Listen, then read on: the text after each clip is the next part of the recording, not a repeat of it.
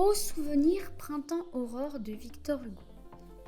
Ce texte fait partie du recueil de poèmes Les Contemplations de Victor Hugo.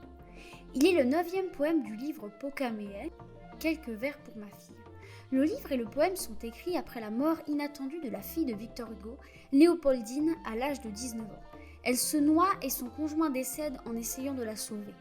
Ce poème se concentre sur les beaux souvenirs entre le père Léopoldine et cette dernière. Victor Hugo est un poète, écrivain, dramaturge et romancier français du XIXe siècle. Il est l'une des figures les plus importantes de la littérature française. Ses œuvres sont du genre romantique. Victor Hugo est célèbre aussi pour sa carrière politique. En effet, lors de sa vie, il s'est engagé pour beaucoup de causes et il en fait des récits, comme par exemple avec ses œuvres Le dernier jour d'un condamné ou Les Misérables. L'entrée dans la reminiscence, vers 1 à 9. 1. L'invocation du souvenir. Passage dominé par l'affect, l'émotion. Il y a beaucoup d'indices. 3 exclamations et une ou deux interjections qui ouvrent le texte. Phrase déconstruite de strophes. Succession de 3 phrases nominales. Incise qui vient couper le passage. Incise constituée seulement de 2 subordonnées, sans principal et coupée par des points de suspension. Lorsqu'elle était petite encore, que sa sœur était tout enfant, au 3e et 4e vers. Les premiers vers sont mélancoliques. Le lyrisme rendu par l'apostrophe O et les 4 exclamations souligne le regret de ce qui n'est plus.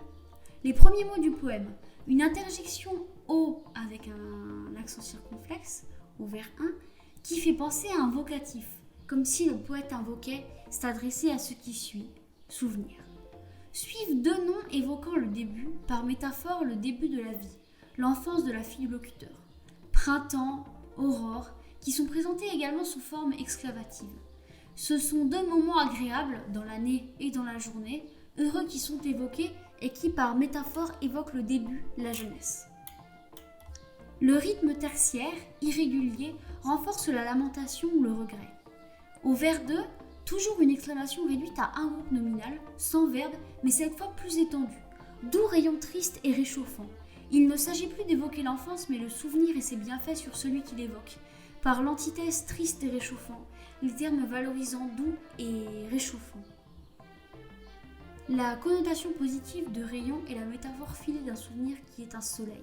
Rayon réchauffant. En vers 3 et 4 entre tirets qui confirment l'évocation de l'enfance par métaphore. Lorsqu'elle était petite encore, que sa sœur était tout enfant. C'est un moment éloigné et heureux quand ces 2 filles étaient vraiment jeunes, jeunesse symbole de pureté, de bonheur, d'insouciance. Les points de suspension montrent que ce n'est plus le cas et qu'il le regrette, mais ils annoncent ainsi la suite. Il va nous raconter un de ces moments. Les marques de l'affect. Les quatrains d'octosyllabes à rimes croisées sont ensuite narratifs et les titres introduisent un discours laissent attendre une suite.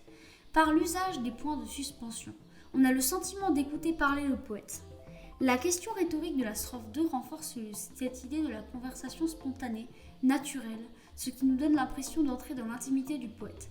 L'ancrage réaliste fait croire à l'authenticité du récit. En effet, il parle de Montilion et de Saint-Lieu qui sont des régions dans lesquelles la famille de Victor Hugo a habité. On passe à la 2e personne du pluriel, connaissez-vous. Vers 5, il n'y aura pas de réponse dans le texte. Le quatrain est en fait une longue question rhétorique. Il s'adresse directement au lecteur qui devient son confident. La strophe est construite sur 2 enjambements, vers 5, 6, 7, 8. En même temps, le sujet change en apparence. D'un état d'âme au vers 1-2 à un complément circonstanciel de temps au vers 3-4, puis à la description d'un lieu au vers 5-8. Les marques d'affect se poursuivent dans la suite du texte, au-delà de la 2e strophe, avec exclamation, tiret, point de suspension, phrase nominale, interjection, vocabulaire appréciatif. La strophe 2 passe d'événements objectifs de localisation sur la colline qui joint Montilion à Saint-Lieu, au vers 5-6, qui sont des compléments circonstanciels de temps, à des impressions visuelles plus subjectives, voire à une nature qui s'anime. Une terrasse qui s'incline entre un bois sombre et le ciel bleu, 7-8, personnification ou métaphore et animation de la nature. La terrasse semble dominer le bois, le regarder, c'est eux qui regardent en fait, qui est dense, sombre, même lorsque le temps est beau. À noter une opposition, une antithèse au vers 8. L'image du lieu va par la suite permettre de faire revivre les scènes et les personnes qui l'habitaient. La question des vers 5 et 8 permet d'introduire la vie et les souvenirs heureux attachés à ce lieu. C'est là que nous vivions au vers 9. Ce vers est comme un élément de réponse pour le lecteur. Il justifie la question de la strophe 2. Sans doute ce nom et le passé vivions résument-ils ce bonheur. La fille du poète, ce dernier et sa famille étaient réunis, pas encore séparés par la mort. Nous. L'imparfait évoque un fait révolu. 2. Un père parmi les siens, vers 29 à 52. Le bonheur en famille. La strophe 8 évoque, avec l'emploi de la première personne du pluriel, la nostalgie d'une communauté brisée. L'allitération entre charmant et cher fait entendre la douceur d'une intimité. La figure de l'enfant qui mène son père est également révélatrice de l'influence qu'elle exerce sur lui. Les impératifs « viens, compte, dis » donnent à la fois du mouvement à la scène et une certaine autorité à Léopoldine. Cette dernière partie du poème s'ouvre sur l'évocation d'une activité de loisir, un plaisir partagé et habituel. Nous jouions, vers 29, avec un complément circonstanciel de temps qui indique une durée mais durant et occupant tout le temps. Complément circonstanciel de temps toute la journée au vers 29. Il s'agit du résumé de ce qui va être développé ensuite du matin au soir. Véritable moment de bonheur quotidien qui semble ainsi se répéter sans cesse. Comme 3 fois précédemment, invocation du souvenir heureux ou de la mémoire du poète par des exclamations. Ô jeu charmant, cher entretien. Au vers 30, chiasme de surcroît, nom adjectif, adjectif nom. Plaisir de l'époque et attachement aux souvenirs y sont mêlés. Charmant, cher. L'aîné au vers 31, père au vers 32 associe la notion de famille au bonheur. Première personne du pluriel, nous au vers 33, nous au vers 34 réunit tous les enfants. De même avec tous ces regards au vers 36. Au vers 36, tous ces regards du paradis lient dans un même vers l'idée de la réunion de tous les enfants autour du poète en une famille unie et celle du bonheur parfait grâce aux connotations de paradis. Dit au vers 34 rime avec paradis au vers 36. L'art de conteur du poète est vecteur d'un bonheur familial simple et sans faille. Bonheur intense aussi montré par la métaphore rayonnée d'aise au vers 35. Réunion d'une famille heureuse, ces 4 douces têtes. Plus loin apparaissent les autres membres de cette famille, leurs mères, leurs aïeuls au vers 47 et 49. Manifestation de bonheur redoublée par l'exisme et l'association d'un bonheur sans nuage à l'enfance. Riez comme à cet âge on rit, au vers 42. Repris au vers 48. Un réseau se tisse entre les membres de la famille, l'un faisant rire, les autres riant, les derniers contemplant cette joie, tous s'en réjouissant. Pendant que je parlais, leur mère les regardait rire, du vers 47 à 48. Leurs aïeuls, qui disaient dans l'ombre, sur eux parfois levaient les yeux, 49, 52.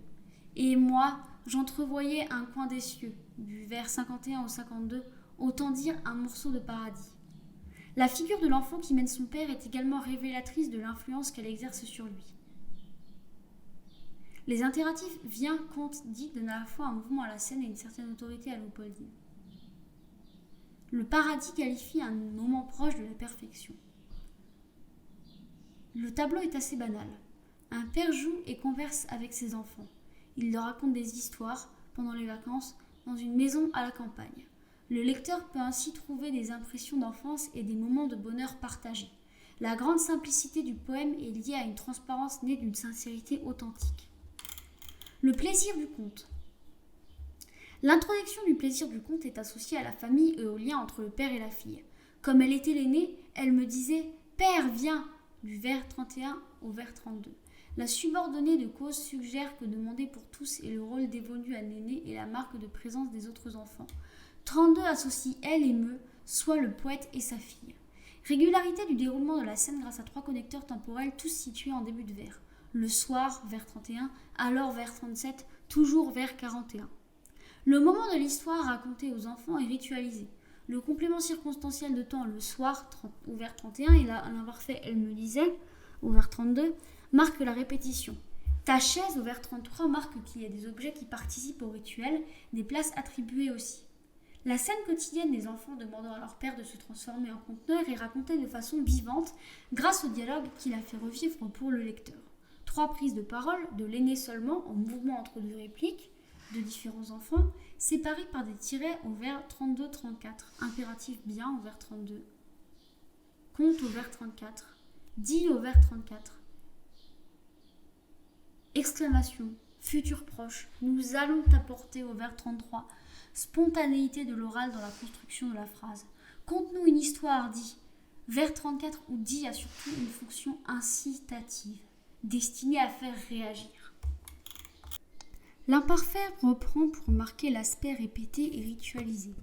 Je voyais au vers 35, j'inventais au vers 38, riais, j'étais, je parlais, regardais, songeais, lisais, levais, j'entrevoyais.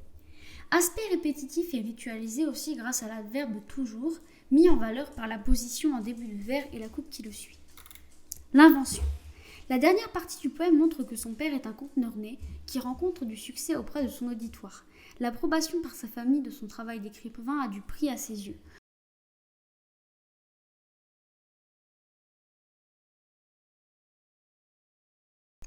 Le caractère imaginaire et improvisé du récit confère au conteur un certain prestige.